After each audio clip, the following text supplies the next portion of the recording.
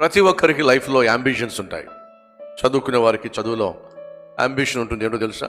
First class సంపాదించాలి, నీటిలో rank సంపాదించాలి, మెడిసిన్ సీట్ సంపాదించాలి, ఇంజనీరింగ్ సీట్ సంపాదించాలి, ఇంగ్లాండ్లో చదవాలి, అమెరికాలో చదవాలి, ఆస్ట్రేలియాలో చదవాలి, ఉన్నత స్థితికి చేరాలి, 6 డిజిట్ శాలరీ సంపాదించాలి, అందంగా కనిపించాలి, ఆకర్షణీయంగా కనిపించాలి, బాగా డబ్బు సంపాదించాలి, మంచి కారు కొనుక్కోవాలి, మంచి ఇల్లు కొనుక్కోవాలి. రకరకాల యాంబిషన్స్ ఉంటాయి.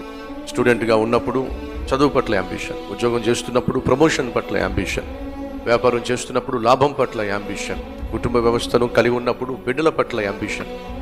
మంచి సంబంధాన్ని తీసుకొచ్చి మా అమ్మాయికి పెళ్లి చేయాలి, మా అబ్బాయికి పెళ్లి చేయాలి, మంచి ఇల్లు కొనాలి. ఇవన్నీ యాంబిషన్స్.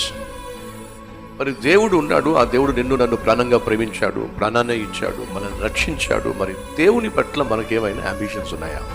నన్ను దేవుడు ప్రాణంగా ప్రేమించాడు, నాకు రావాల్సిన శిక్ష అంతా తన మీద వేసుకున్నాడు, నా స్థానంలో ఆయన ప్రాణం పెట్టాడు. ఇంతగా ప్రేమించిన, ప్రాణంగా ప్రేమించిన నా దేవుని కోసం నేను ఏదైనా చేయాలి, నా దేవుని కోసం, నా దేవుని రాజ్యం కోసం, నా దేవుని యొక్క సేవ కొరకు ఏదో ఒకటి చేయాలి అని ఒక యాంబిషన్ మనలో ఎవరికైనా ఉందా? ఒక్కసారి ఆలోచించండి.